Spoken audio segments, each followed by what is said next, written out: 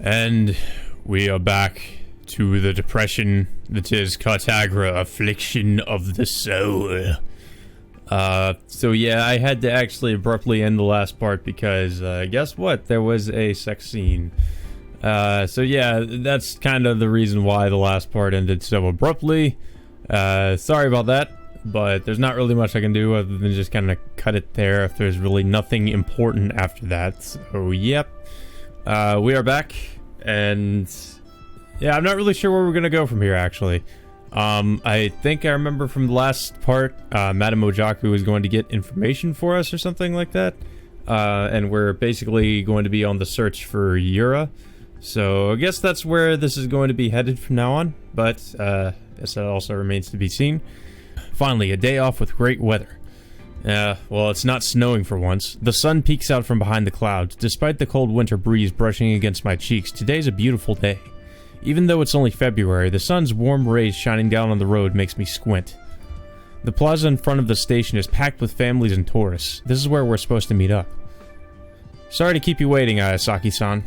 Oh, that's right, I completely forgot that we were meeting up with the airheaded girl. What was it? Yeah, Takako Ayasaki. I pushed my way through the crowd to where Takako is. I'm about 10 minutes late, but she doesn't seem to mind. Good morning to you, Shugo-sama. A polite greeting. She bows deeply, causing her golden hair to flow down her back and glitter in the sun. Right. What's the matter, Shugo-sama? She looks up at me curiously as I space out. Nothing. I shake my head quickly. Not only is she Nana's friend, but there's also quite an age gap between us. This is not the time to be getting smitten with her. You like little girls, Shugo? Oh, is that so? Takako cocks her head at me quizzically.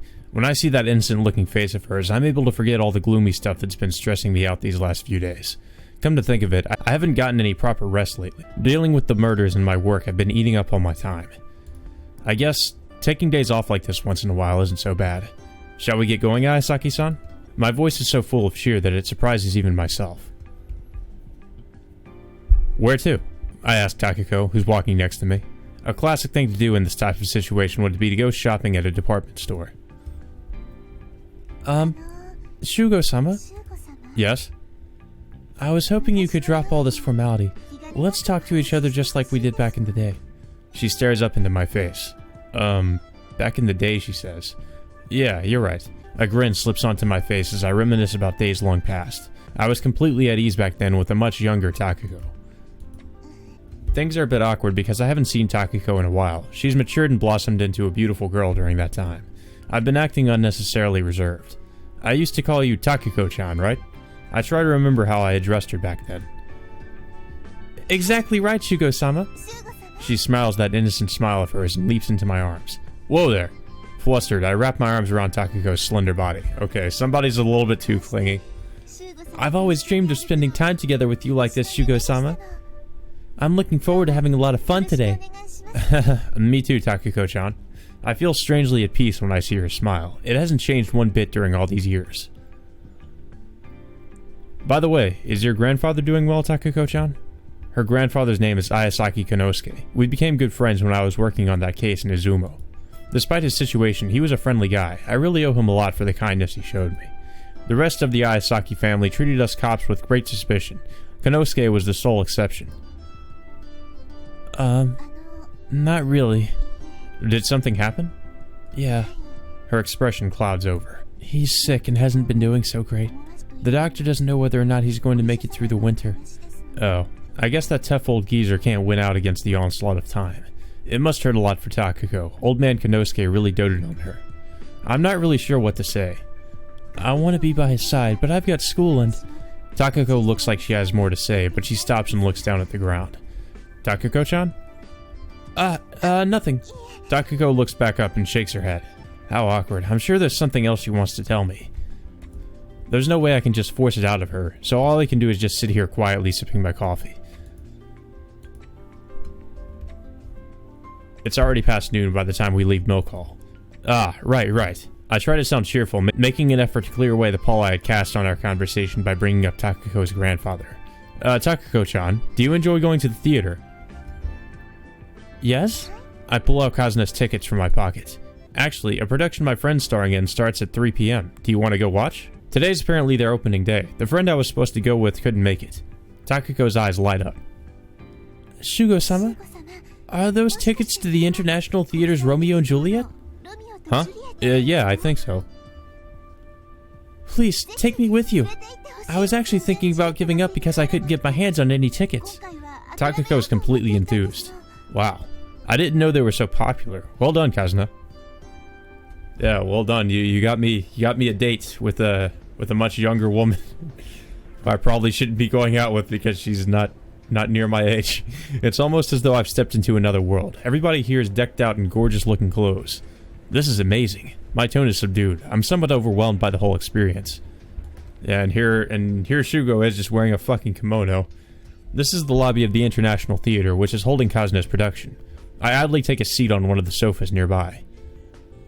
Shugo-sama, I must apologize. Takiko returns to me after being besieged by people who wanted to say hello to her in the lobby. No, not at all. I'm surprised you're so well known. Those gentlemen were acquainted with her father. They had grabbed her for a chat, and she hadn't had an opportunity to slip away. My words caused Takiko to frown. It was pretty dull. All they did was keep going on and on about my father. I see. I take a look at the crowd while I'm waiting in the lobby. They probably want to get into the famous Ayasaki family's good graces through Takiko, whom they conveniently happen to bump into tonight. It must be a pain for her to deal with those types of people all the time, even when she's out having fun.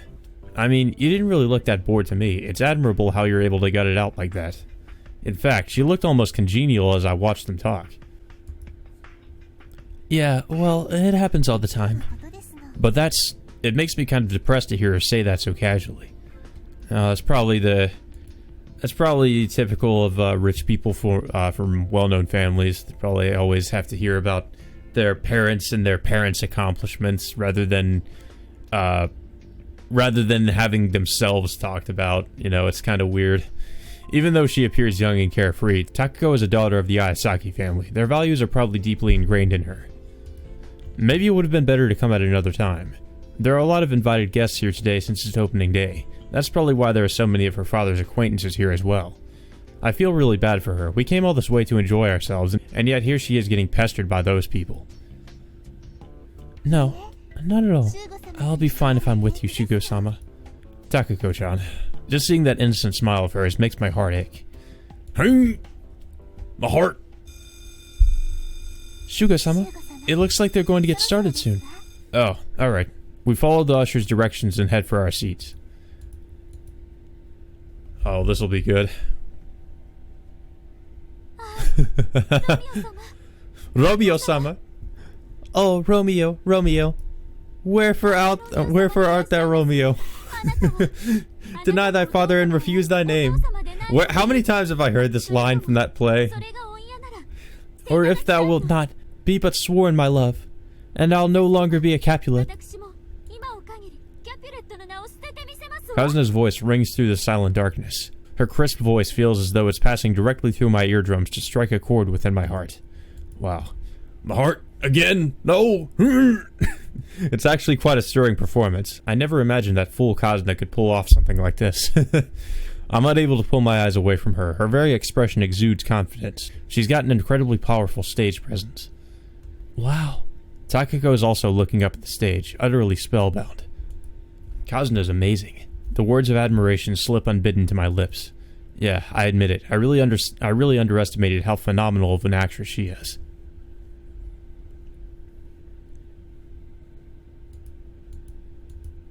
And then, there's a torrent of thunderous applause and raucous cheers as the curtain falls. The production is a smashing success. Thank you very much, everybody! Kazuna stammers out words of thanks and bows again and again after reappearing for a curtain call. She stands there with her eyes slightly moist after accepting a large bouquet of flowers. Kazuna's turned back into the normal girl I'm familiar with. She's shed the majestic aura that had surrounded her while she was acting. Though I have to say, it looks like her boundless enthusiasm hasn't deserted her. When we get into the lobby, I see a lot of the audience members chatting animatedly about the production. Ever since the final curtain call, Takiko has been looking somewhat dejected. Shugo-sama, so the actress that played Juliet is your friend? Oh, you mean Kazuna? A friend and a client. She hired me for a job. Oh, I see.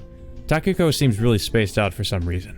She comes from a well-off family. Normally she's got a few screws loose. You wouldn't be able to tell she's an actress at all. Honestly, I was amazed to see how much she transformed when she was up on the stage. She comes from a well-off family? Yeah, I guess you two are similar in that respect. Her family's pretty strict as well, so they were strongly opposed to her pursuing a career in theater. How'd she get permission then? I don't think that she actually did. She kinda ran away from home. Is theater really that appealing? I mean, is it really worth rejecting your parents over? Well, I'm not her, so I wouldn't know. But the thing is, standing on that stage has been Kazuna's dream ever since she was little. She won't give up on it that easily. I see. Takako suddenly falls silent. Are you okay, Takako-chan? She's completely zoned out. I wave my hand around in front of her face. Shugo-sama? She immediately seizes my hand. Takako-chan, what's the matter? Her seriousness is somewhat troubling. Please hear me out, Shugo-sama. I love you. This coming spring, I'm actually... But right at that moment... What a pleasant surprise! Takashiro-san, so you actually came to watch our production. A merry voice suddenly cuts off Takako in mid-sentence. Oh, Akuo-san. It's Akuo, who works as the group's artistic director. He pushes his way through the crowd to get over to us. How was it, Takashiro-san? Was our production to your satisfaction? He's flushed with excitement, as the production's just finished. Yeah, it was magnificent. Wasn't Kozuki-san wonderful as well? Her unique presence on stage is rather awe-inspiring. She possesses the most unusual talent. You're certainly right about that. Not only is she cute, but charming as well. My oh my, I'm so jealous of you, Takashiro-san. He chuckles merrily. Huh? What the heck are you talking about? Aren't you two dating? Oh my. No, not really. And before I can say more... You got it all wrong. Takako suddenly cuts in. The person he's dating is me. What? Oh my god, why would you say that? No. No, this is all kinds of wrong. Okay, that one really came out of left field. Takako-chan?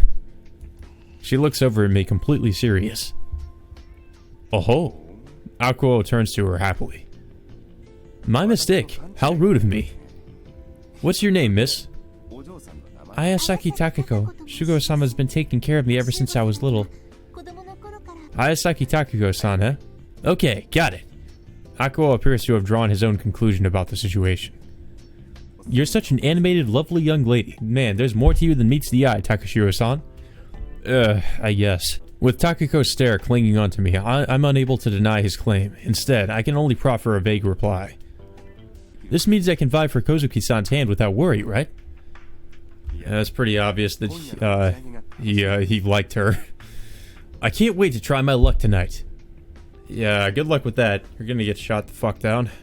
Akuo then departs, saying he needs to continue making his rounds and greeting people.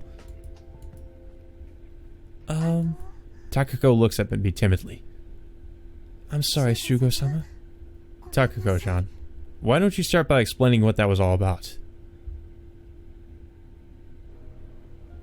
Oh, here we have the depressing music again. That's never good. Her explanation ends up being quite simple. Her father has arranged a marriage partner for her. Oh, man. That's always the case, isn't it? It's like, I need to marry into this family. I'm about to die soon. I need to carry on my family legacy. The man's an heir to another wealthy family, but the bride and groom haven't even met before. Basically, it's a political marriage. They plan to hold the marriage ceremony next spring after Takako graduates. I can't bear to go through with something like that. Her only ally, Old Man Konosuke, is lying on his deathbed in Izumo right now. Her father's putting all his efforts into finding happiness for his daughter. However, there's probably something else more important than that riding on the forefront of his thoughts.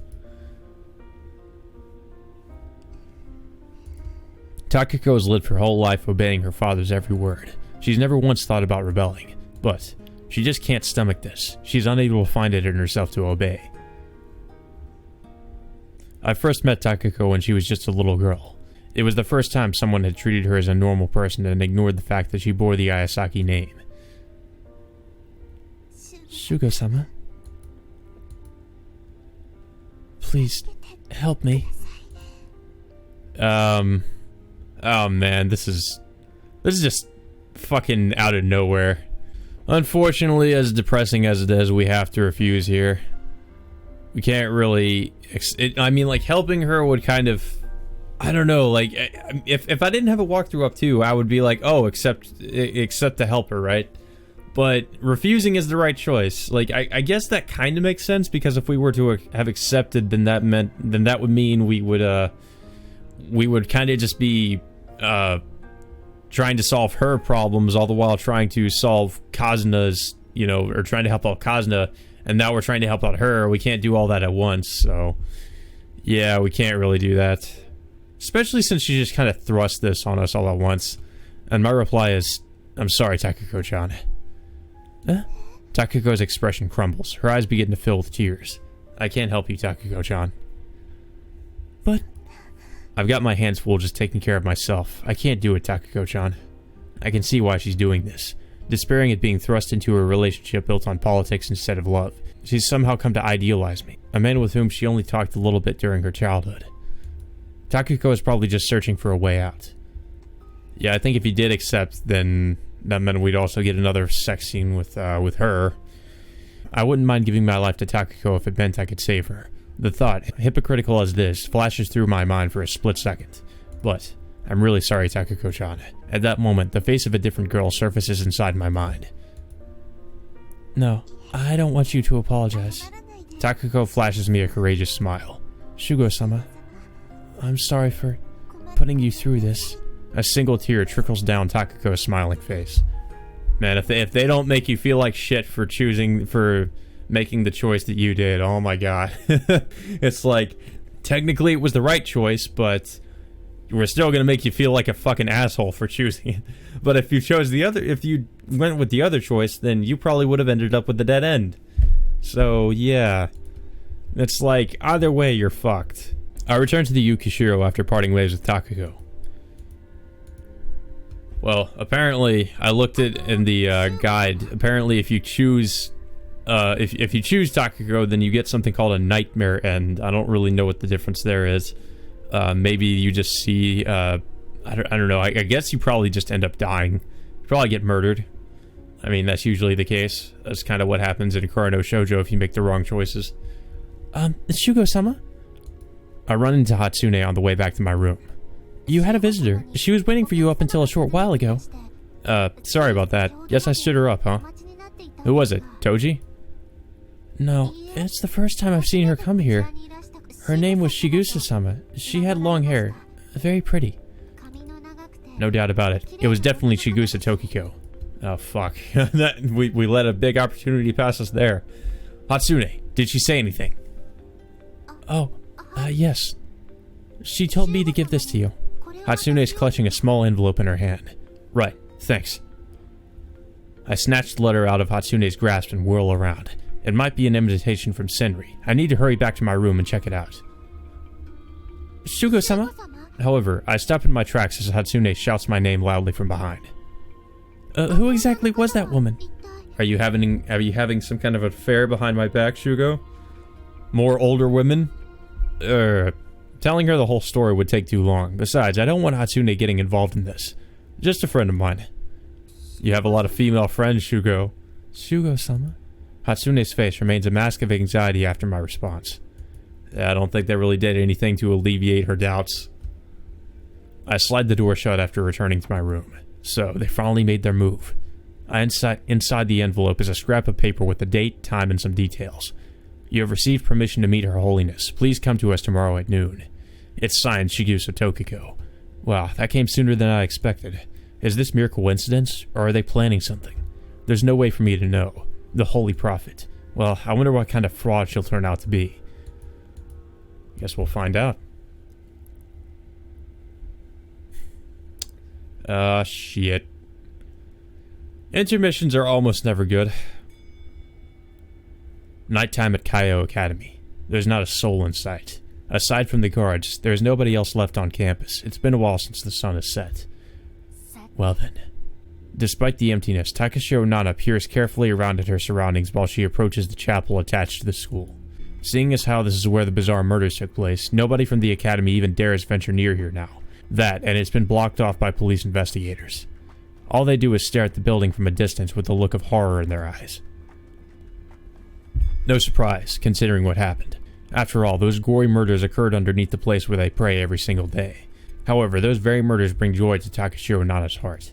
Nana crouches down by the chapel's iron door, humming. It's so cold that it feels like her fingertips are going to freeze off. The entrance has been securely locked by the Ueno police. Nana pulls out a homemade lockpick from her uniform pocket and grins in satisfaction. Who the hell do they take her for? Who the hell do you think I am? Nana's picked hundreds of locks just like this. With an unpleasant rasping sound, the rusted door swings open. It's pitch black inside. She can't see a thing. However, this place is familiar to Nana, a student of Kaiyo Academy. She walks straight ahead in the darkness, heading for the altar in the rear. After checking that there's nobody else around, she lights the candles. A faint glow illuminates the altar. Since the person tending to the chapel is now gone, the entire place is filled with dust. Nana senses an unpleasant, rotten odor emanating out from the cellar. Ever since the news of the murders broke, the interior of the chapel has been filled to the brim with policemen. However, today they finally withdrew. Nana can now search the place to her heart's content. It's the perfect opportunity to confirm what was bothering her when she was eavesdropping on her brother's conversation with Inspector Arashima. Let's get down to business. After muttering that softly, Nana looks around the interior of the building. Where to begin? It looks as though the police have already practically torn apart the cellar, where those tragic murders took place. Even if there are some clues left down there, they've already been destroyed by their heavy-handed methodology. It hardly needs to be said, but the fruits of their labor have probably all been carted away already. Just like in Poe's The Purloined Letter, the police are unparalleled when it comes to work that requires nothing but being simple and straightforward. But those aren't the kind of clues Nana's searching for. She'll search the chapel first. Then if she can't find anything, it'll be time to head down to the cellar. Nana walks off after making a simple plan. To her surprise, she finds something much sooner than she had expected. Oh? Deep behind the dusty altar, behind the pedestal where a small statue of the Virgin Mary stands, she finds a spot that piques her curiosity. There's a portion where the layer of dust piled up is slightly thinner. It's such a minute difference that it probably would have escaped her notice if she had come in the daytime when it's brighter. Well, what do we have here? Nana purses her lips, then reaches for the pedestal. She immediately encounters a small protuberance with her fingertips. She gives it a tug. The side of the pedestal swings open with a soft click. It looks like there's a small drawer built into it. She sticks her fingers into the drawer and searches around carefully. And she finds a metal pendant with a strange engraving on it. Realization dawns upon Nana. There wasn't anything hidden to begin with. Nana smiles happily as she looks at the metal engraving. The woman put it here because this is where she would come to worship every single day. And that being the case, it looks like things are going to get more interesting now. I don't know what the hell that is. Maybe that's the symbol of Senri. I'm guessing that's the symbol of Senri, the symbol of the cult. Possibly. That would make sense. We got some nice clams in this morning, so I tried making some Fukugawa meshi. There's a lot, so feel free to ask for seconds, okay? Madam, you really don't have to. I feel really bad for having the madam prepare meals like this for me every single day. Oh, she's like our wife. Oh, come on now, sir. Don't be unreasonable. Your bandages still haven't been removed yet. I can at least take care of the eating part on my own. I do that when I'm out anyhow. That really puts me on the spot, though. What makes you say that? Well, it's become a habit lately. I just can't get into my daily rhythm unless I see your face first thing in the morning. She lets out a hearty chuckle. But you don't have to worry about that, sir. Madam, even though she's joking around, her words are proof that she really does care about me. Yes? What is it? I might as well just give in obediently to her kindness. Man, this Fukugawa meshi is top-notch. Could I get another bowl, please? That's what I was waiting to hear. Wait just a moment. I'll be right back with seconds. After breakfast. Normally, the madam would have returned back to work at this point, but for some reason, today she stands there with a serious expression on her face. Madam? By the way, I'd like to talk to you about that task you requested of me the other day. She leans in, her voice hushed. Right. The facts regarding the accident 10 years ago that Kazuki Keiichiro is hiding from me. Did you find out anything? Well, I don't know if you could even call it that, but the man I used told me that all the people living around the area are pretty tight-lipped about the entire affair. I'm surprised by the madam's vague response. Which means that... Have you heard the phrase descended from demons before? What the fuck is that supposed to mean? There's so much so many religious themes in this. It's crazy. Oh, okay. So we just immediately transitioned to him infiltrating the cult. All right. Takashiro-sama, we've been awaiting your presence. Right. The appointed hour has finally arrived. Also, the music in this game is can be really fucking creepy sometimes, especially that this track in particular. I'm shown into a room in the main temple by Shigusa Tokiko, who's dressed in the shrine maiden outfit. She makes me sit down in the center and wait. The smell of incense is suffocating. The room itself is about 20 tatami mats in size. I'm so nervous that I can hardly draw breath. I can feel my skin crawl. This cold sure gives me the creeps. Shigusa Tokiko sits right next to me, silent and immobile. The entire inner sanctuary is eerily silent. Unable to take the silence any longer, I start to ask her a question. When will Her Holiness arrive? Please refrain from speaking. Her Holiness sees all. She stares straight ahead. Following her line of sight, I see a thick bamboo screen with the seal of Senri carved on it. I focus my vision on it, and there's a faint outline of a person beyond that bamboo screen. Wait, so that's... I can feel a powerful presence behind it. When the hell did she appear? Or maybe I didn't even notice. Yeah, it might be because you just took your eyes away from it for a second. And suddenly... Takashiro, Shugo-sama. A voice rings out from beyond the bamboo screen. That thin, hoarse voice leaves me with a sense of wonderment. Right, the Holy Prophet's a woman. Yes. I prostrate myself on the ground and wait for her next words. You... What do you seek? What is it that has caused you to knock upon the doors of our faith? Well, I learned the doctrines Her Holiness preached, and I was really impressed. It's not like she actually knows why I'm here, so I just make up something that sounds appropriate. But then... You lie. She cuts me off mid-sentence. Huh? I sense not the radiant light of a believer within your soul. What did you come to us for? Wait, you've got it all wrong. My words trail off. The light of a believer? I don't believe any of the bullshit she's saying, but I can't change the fact that she's suspicious about who I really am. I can feel her powerful presence wavering. I need to be careful about what I say next. I guess I can't keep piling on these silly lies.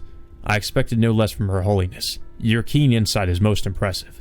Actually, you know these prophecies that are going around? I'd like to borrow that power of yours if possible. Takashiro-sama. Tokiko's piercing shout cuts me off. This place is solely for those who seek the faith. Do not confuse her for some strange enchantress because of those rumors. Leave us now, if you please. Shigusa Tokiko gets up and stands right in front of me, glaring down at me with those bottomless dark eyes of hers. What, no fortune for me? That's not what I was led to believe. I try to bluff my way out despite the intense pressure coming from her gaze. So the rumors about her supernatural powers were just a bunch of nonsense, huh? However, Tokiko is unruffled by my words.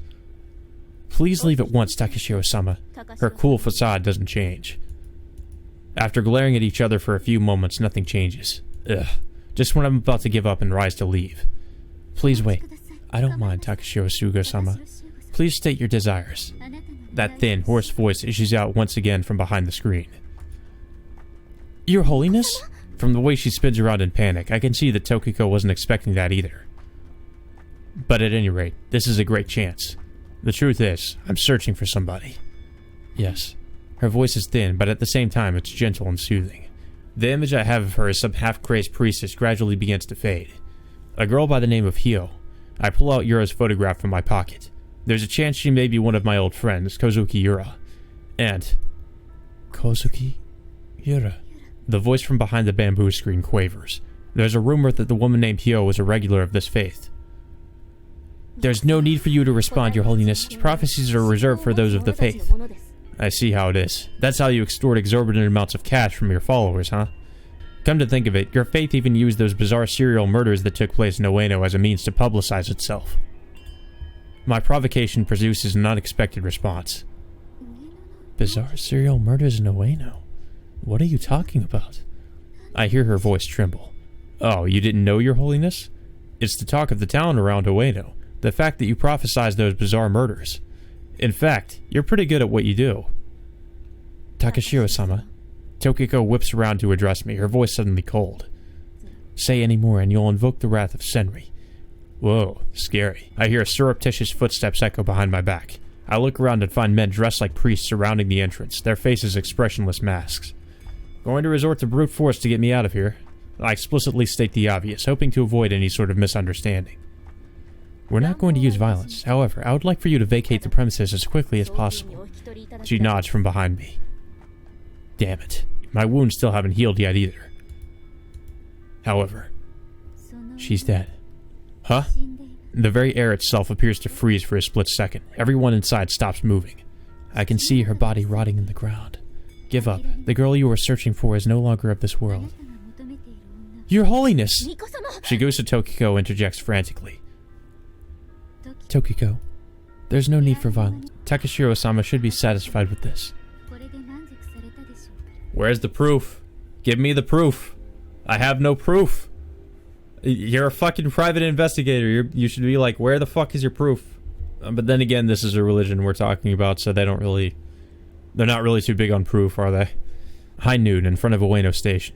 After I leave Senri's headquarters, I don't exactly feel like going straight back to the Yukishiro. Instead, I wander around in the crowd in front of the station to ponder things over.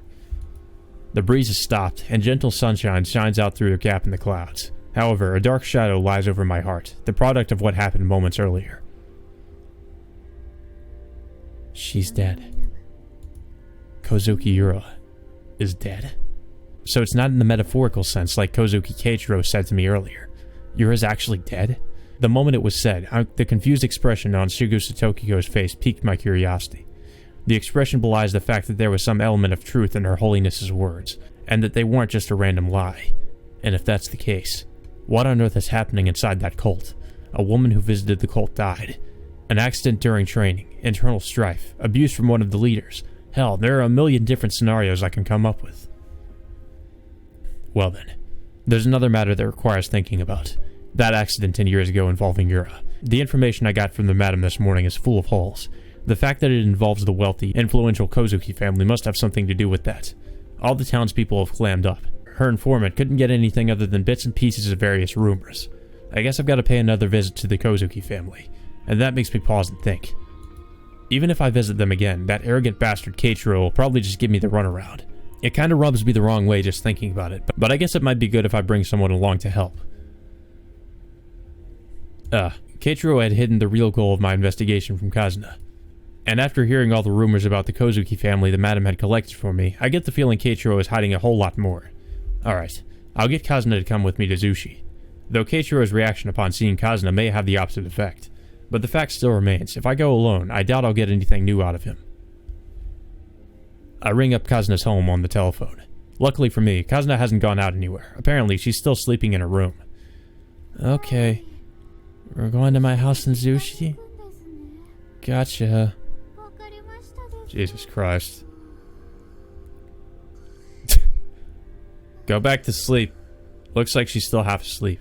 That Kazuna. She'd better not oversleep and miss the train. My anxiety level suddenly jumps up a notch. Oh boy. And I guess that Takashiro is just a morning person in comparison. Wow, what a trip down memory lane. It wasn't that long ago that this happened, goddammit. We rode the train together like this the first time we met each other, right, Shugo-san? Yeah, I guess. In the end, my needless worries are put to rest. Kazuna showed up full of energy, and we got on the train to Zushi. I don't know how the hell she's so full of energy after having been half asleep like that. Apparently, Kazuna was still lounging around in her futon past noon because she was tuckered out from the grand premiere of her show. The next show is in 3 days, and she wasn't really sure what to do with all her free time. With that in mind, Kazuna happily accepted my invitation. But we were going in the opposite direction that day, since we were on our way back to Tokyo. Wait a second. Come to think of it, Shugo-san, you watched my performance yesterday, right? Kazuna blushes furiously as she poses the question. It was magnificent. Honestly, it changed how I look at you. I think I'm beginning to understand why you try so hard now. And that's my honest opinion. Seriously? Cross your heart and hope to die? Was it really that good? Come on, why would I lie to you? I throw on a wry grin as I think back on yesterday's performance. It was simply dazzling. It was a world I was completely disconnected from. When I saw her sparkling up on stage, I felt the tiniest bit jealous. She was full of passion, intently chasing her dream. The production was the result of those feelings. Kazuna, standing majestically upon that stage. Kazuna, bowing to the applause of a packed theater. When I think back on Kazuna's performance, I can feel admiration rising within. That's something else rising within my pants. Thank goodness. She smiles at me happily. What, not gonna deny it today? Normally, you'd say something like, oh no, I'm absolutely horrible. Huh? Do I really act like that all the time? Man, your self-awareness is just really not good. Well, I've heard it a bunch of times at least. Gosh, it sounds so embarrassing when you say it like that. She waves her arms and legs around frantically, spewing a stream of nonsense. I guess Kazuna's never realized it herself. You've got it completely wrong. My co-stars and all the staff worked really, really hard on this production too. I knew I had to try my very hardest, so when I heard you say that I did a good job, I kind of felt relieved. I see. With the production being the success that it was, I'm sure the amount of money and people involved were off the charts. As carefree as Kazuna might look, there's no doubt she feels the enormous pressure of the expectations people place on her. There's no way I could even begin to fathom how the crushing weight of all that pressure must feel. You did a great job. I think your passion was conveyed to all the people watching. Oh, stop it. Kazuna giggles and scratches her head. How embarrassing. Everybody praised me so much at yesterday's opening, I felt like the entire world had changed around me overnight. She strikes a shy smile. What? Opening? That word suddenly makes a rather unpleasant memory surface in my head. Come to think of it, Kazuna, there was that artistic director that you were getting along really well with. Are you referring to Aokuo-sensei? Oh, was that his name? I can't even remember, he's so unimportant. Oh, what are you talking about? It'd be a waste for a magnificent man like him to be friends with a girl like me. He did seem rather interested in you, Kazuna. In his case, I think I'd call it being overly familiar. Seriously? Now that you mention it, Aokuo-sensei really praised my performance in the opener. Wow, I'm so happy. I feel a surge of mixed feelings welling up within me when I see how innocently overjoyed she is. Wow, is this Aokuo-sensei really that distinguished? Indeed he is. He's actually an amazing artist. He does paintings and sculptures and stuff. His range is quite broad.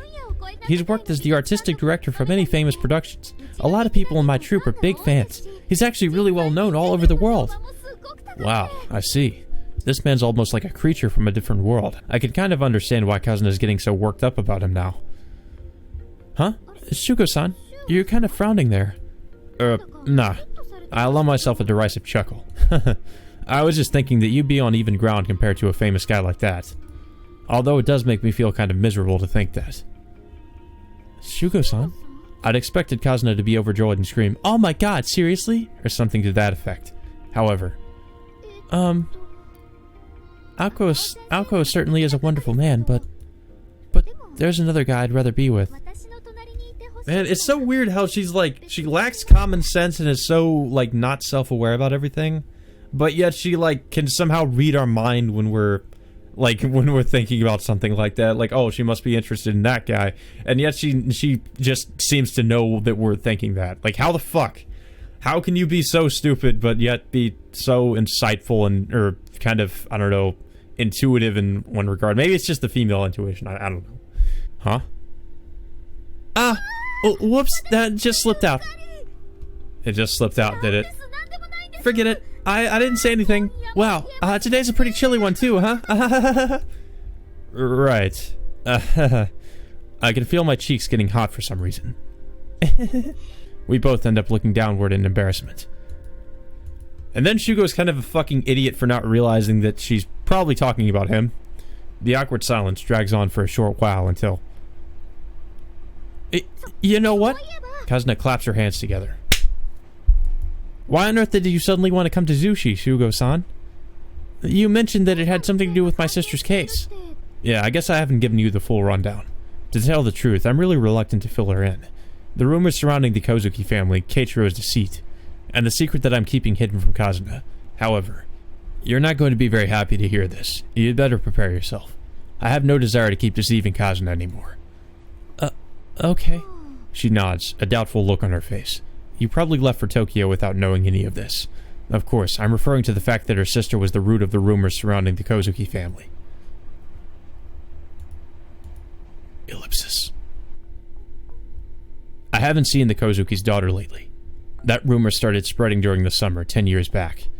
People living nearby thought it odd. Up until then, she had repeatedly disappeared for about a week at a time. It was common knowledge that the Kozuki's sickly daughter would go to a sanatorium on the outskirts of town. She would stay there so that her health wouldn't deteriorate. Or so the people living there thought. However, at the time, a different rumor started to spread. A different rumor? Kazuna raptly listens to my story. There's no doubt that she hasn't been told this part of the story. Yeah, I nod and continue the tale.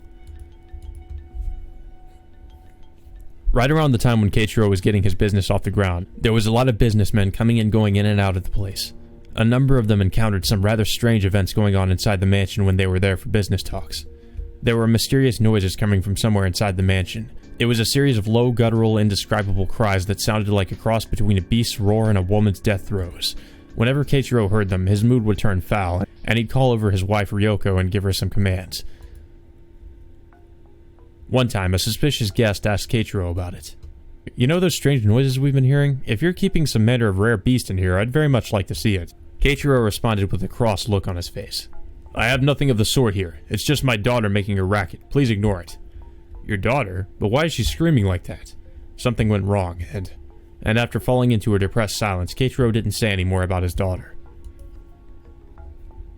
Now that I think about it, Yuro was a rather odd girl to begin with. There were a lot of times where I'd catch her staring off into space by herself, muttering incomprehensible things. The neighbors would whisper amongst each other. "That Kozuki girl's been possessed by a fox." They figured she was locked away to hide that. "That's not true." Kazuna cuts in sharply. Well, apparently people have always said the Kozuki family had the blood of demons running in their veins. A bunch of family members went deranged due to that blood, and they ended up being sealed away, or so the rumor said. I guess this has something to do with what Madame Ojaku told us. And perhaps Yura also. "That's a lie. I can't believe this. Why on earth would father do such a horrible thing?" I can hear the pain in her voice. Kozuki Keiichiro was extremely frightened of Yura's case becoming public knowledge. That's probably why he locked her away, used a guy like me, and tried to suppress the matter quickly. "He used you, Shugo-san?" I nod as Kazuna stares up at me in amazement. "Yeah. This search for Yura I was hired for is pretty much just a sham." Oh, shit. Well, I wonder how she's gonna take that. I inform a shocked Kazuna about Keiichiro's real plan. About how he didn't want Yura found in order to protect the family's good name, and how he wouldn't give in to Kazuna's desire to find her sister. Thus, he came up with the idea of hiring a detective like myself to run a false investigation in order to deceive Kazuna. Everything was a setup. After I finished the entire story, Kazuna's left looking downward, her expression a frozen mask. "I see," she murmurs, a tormented look on her face. "I can definitely see father saying something like that." I'm sorry for not saying anything up until this point. She shakes her head quietly. "No, don't be. You didn't have a choice, right? It's not your fault, Shugo-san." She looks down again, clearly upset. "Kazuna," I sigh and avert my eyes. The snow is blowing strongly against the windows of the train. The frame clatters around as we chug along. I hadn't actually intended on doing so, but all things considered, I ended up deceiving Kazuna. My chest is gripped with a feeling that resembles guilt. "Shugo-san, may I ask you something?" "Yes?" "When we were searching for my sister together, was that all a lie too?" "No, it wasn't. I was trying to look for Yura in my own way." "Why?" "That's weird, isn't it?" "Why do you say that?" "Because there was no need for you to. Wasn't the job you received from father just to deceive me?" "Yeah, but..." Oh man, are you gonna tell her about the affair you had with her sister? But there's one more thing that I've been hiding from Kazuna. Has her sharp mind caught on to that fact? "You should have just done whatever was necessary to fool me without going overboard, just as father told you to do, right? So why did you actually take me along to go search for my sister? Doesn't that mean there's some kind of special reason behind it all?" I'm at a loss for words. Kazuna looks me straight in the eye. "I've been wondering about this the entire time. Every time someone says my sister's name, you get this pained look on your face." I had no idea. There's no way I could have realized that on my own. "And there's the first time we met. You were so surprised the moment you saw my face." "Really?" "Please, tell me the truth. Did you know my sister, Takashiro-san?" Her gaze doesn't waver. She's still staring straight into my eyes, and straight into my soul. Yeah. I nod in affirmation. I don't want to lie to her anymore. You've hit the nail on the head. She gasps. I knew Kozuki Yura 7 years ago. We were lovers. Then that means you... Kazuna's face steadily becomes distorted with emotion. Is that hatred I see, scorn, or perhaps anger? My relationship with her sister, the fact that I hid everything from her. Hell, there's no end to the number of possible reasons. It looks like this spells the end of my peaceful, pleasant relationship with Kazuna. Damn. The thought alone makes my chest ache so bad it's practically laughable. Yeah, my feelings spur me on to do something I can never take back, something that will twist her face in agony even more. I don't care if you hate me for what I've done. 7 years back, I had a relationship with Kozuki Kazuna's twin sister, who had just barely begun blossoming into womanhood. God, man, Shugo likes him young. Jesus Christ, a little bit too young. In the village to which I had evacuated, inside that broken-down, ruined house that reeked of musty water. I made love to your sister more times than I can remember. Why would you fucking say that, you dumb motherfucker? Jesus Christ. Yes, please make it worse. Please make your relationship even worse. I think she could pretty much assume that, based on, you know, you two being lovers and all that. You don't have to tell her that. Come on, fuck. Our train finally arrives at Zushi Station. Jesus fucking Christ. This is the same path we walked down 10 days ago. We pull up our scarves as we walk down the snow-covered path, which is lined with short shrubbery. Awkward. We trudge on in silence as the wind lifts up flurries of snow around us. This is for the best. Yeah, if you're gonna make her hate her, or if you're gonna make her hate you, you might as well make her hate you as much as possible. Like, maybe you should describe the ways in which you made love next, the details of it. I tell myself inside my head. It's ridiculous to think that I could be attracted to Kazuna, considering the fact that I betrayed Yura 7 years ago. That's why this is really for the best. As I mull that over in my head, we approach the bend in the road that takes us to the Kozuki estate. There's that familiar-looking bus stop. It's where I first met Kazuna 10 days ago. Hey Kazuna, you stayed the night at your folks' home. We're almost there, right? Oh. She turns to face me, pulling her eyes away from the ground. What are you going to do then, Shugo-san? She sounds a bit tense for some reason. Let's see. I'll look for lodging close by. I doubt I'll have any problems, considering what time of year it is. I see. She nods repeatedly to herself. Kazuna's got this resolute glint in her eyes, almost as though she's decided upon something. Seeing how serious she seems is kind of overwhelming. Kazuna? She opens her mouth to speak. May I ask you something? Were you nice to me because I looked like my sister? That might have been part of it. I have no idea where she's going with this. The least I can do is give her an honest reply. That's not it at all. I was kind to you because I had so much fun being together with you, Kazuna. Kazuna's purity and her honest feelings. Those parts of her dazzled me above all else. And that's what was most dear to me. Thank goodness, she murmurs softly. Okay, that's all I needed to hear. Really? I'm not going back to my home tonight, Shugo-san. I'll go wherever you go. She's full of confidence, just like how she was up on stage. I place myself in your capable hands for tonight. She bows deeply. Huh? Okay. We just told you about this, about us, like, you know, fucking your sister. Now she's like, oh, I kind of want to sleep with you now. My mind goes blank for a split second. The words that come out of her mouth are not what I was expecting to hear at all. Can't blame him for that. What's the matter, Shugo-san? There's an inn off in this direction. It's pretty chilly tonight, so we might as well go relax in the hot springs or something. She takes me by the hand and starts to walk off. Hold it, Kazuna. Did you not hear anything I said earlier? I slept with your sister, you know. Please don't remind her. So? What's that got to do with anything? But the straightforward manner in which she directs her question renders me speechless. I mean, it caught me off guard. It made my heart ache a bit, too. But all that is in the past. My feelings toward both of you haven't changed. Kazuna. But are you implying you still have feelings for my sister even now, Shugo-san? Man, that makes things kind of awkward. No, that's not it. Hearing such a cheerful reply from her makes the words suddenly come tumbling out of my mouth. I might be the reason why Yura went mad. 7 years ago, when Yura asked me to save her, I betrayed her. And that's why you helped me search for my sister? So you could apologize for what happened? Oh, well, is that why? I just don't know. I've asked myself that a million times over, and I still don't know. But this feeling of guilt inside me, it's always been sitting at the bottom of my heart for these last 7 years. Kazuna flashes me a tender smile when I stand there bewildered. I love you, Shugo-san. Yeah, I couldn't have figured that out already. I have one more reason for wanting to find my sister now.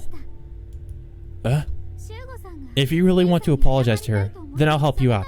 With that as my goal, I feel like I can overcome anything if I just try hard enough. She giggles in embarrassment. Kazuna, you really... The words just won't come out. That's why I embrace her. Strongly, tightly.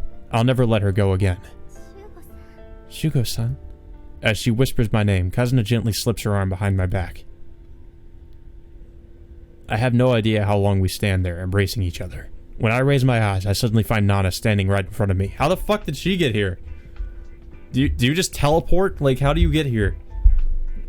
Maybe she just, like, took the train with us and we just never noticed. What the... Hey, long time no see, Shugo. I didn't expect to run into you here of all places. I realized it would be rude of me to intrude, so I just stood and watched you guys. But seriously, the immature and clumsy way you guys act really gets under my skin. Nana-san? Wait, there's no need to pull yourself away from him so frantically, Kazuna-kun. I'm the one who feels awkward here. It's as though I've intruded on a pair of dogs mating or something. That's a very fucking weird comparison. Dogs? Kazuna goes stiff from shock. Come on, Nana. Why the hell are you always turning up where I'm planning to go? Because she stalks us? Oh, Shugo, you're being too self-conscious. Let's chalk it up to mere coincidence. Besides, I've been here since yesterday. I'm heading back to Tokyo soon. Since yesterday? Just the other day, I discovered a strange family crest with a hexagonal shape inscribed inside. I came here to investigate the Narahashi family, which has some connection with it. Huh? Hexagonal? Nara?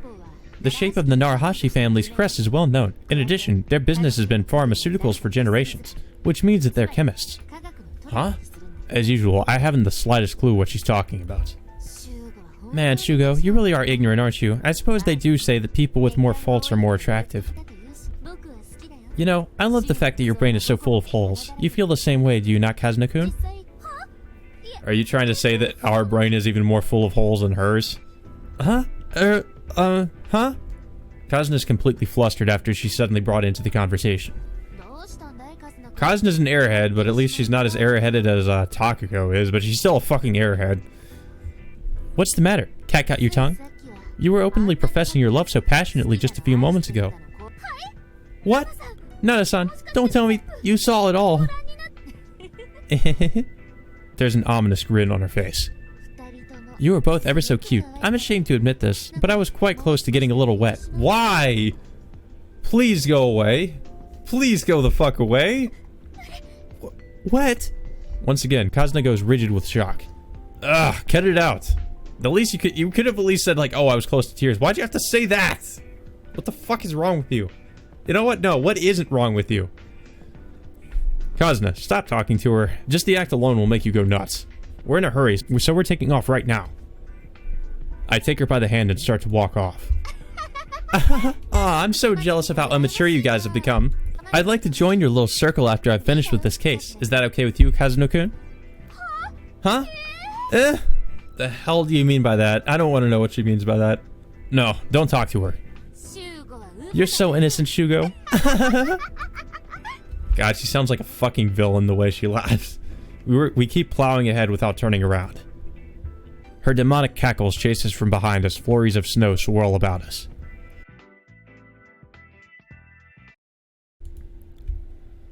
Oh, holy shit. Well, at least we got that out of the way. They finally admitted it. We find a tiny inn on the outskirts of the village. Just as I had predicted, business is rather slow. We're the only customers staying over. The proprietress tells us with a wry smile, I was just about to close up for the night, as she shows us inside. And a little while after we've settled into our room. What's the matter, Kazuna? Not gonna sit? She's been acting strange ever since we got inside. What with all that fidgeting around and blushing? Hey, Kazuna. What's with you? Why are your cheeks so red? Shugo, you're a fucking idiot sometimes. You're a real fucking idiot. So, like, how is he a detective? He has, like, I mean, fuck, I talk about people having no common sense in this game, but Jesus fuck, man, this guy is, like, I want to say he's maybe in his late 20s, early 30s, and he's just, like, he acts like a teenage anime protagonist that is just completely fucking clueless about, like, how women work. It's like, what does it mean when she's, like, fidgeting around like that and blushing? I wonder, huh? Well, because we're staying in the same room, right? You got a problem with that? No, it's not that, but... Well, that's good. But there's only a single futon set laid out. What, did you think we'd be sleeping separately? I thought she did this with the intention of sleeping with us. What, you got a problem with that? Got a problem with that? No, I don't. Well, that's good. Oh my god, please do something about this. Yes, I do have a problem with it. What's the big deal? Are you insinuating that I should just get myself ready to lie down and take it? She's spewing absolute gibberish, but I understand perfectly what she's trying to say. Yeah, something like that, I guess. How can you agree so casually? Well, he does live in a place with a bunch of prostitutes, and he has had his fair share of experience, so I don't see how he'd be, like, too taken aback by this. Is this some kind of inevitable, fated outcome I can no longer escape from? Well, yes. Maybe. Okay, I understand. I'm ready. Let's do this. Kazuna leaps up with her hands balled into fists. I'm going to take a bath, she declares with great gutso. I'm going to give myself a good scrub, so make sure you take a bath too, please. Sure. Okay, I place myself in your capable hands afterward. Yeah, I think we all know where this is going. I hear the sound of Kazuna scampering out of the room. She's just so damn cheerful. Too cheerful. This place doesn't hold a candle to the open-air bath at the Yukishiro, but it's elaborate in its own way. Phew, I relax and soak away all the weariness from my long day. What weariness? You were on a fucking train the whole time, you lazy fuck. Thinking about what's going to happen after this makes my crotch start to swell, so I'll make an effort to keep it out of my head for the moment. I was gonna set out of my hand. Yeah, probably that too. Around 30 minutes later, I got out of the bath and returned to my room. Okay. It's time to skip, fam. It's time to skip.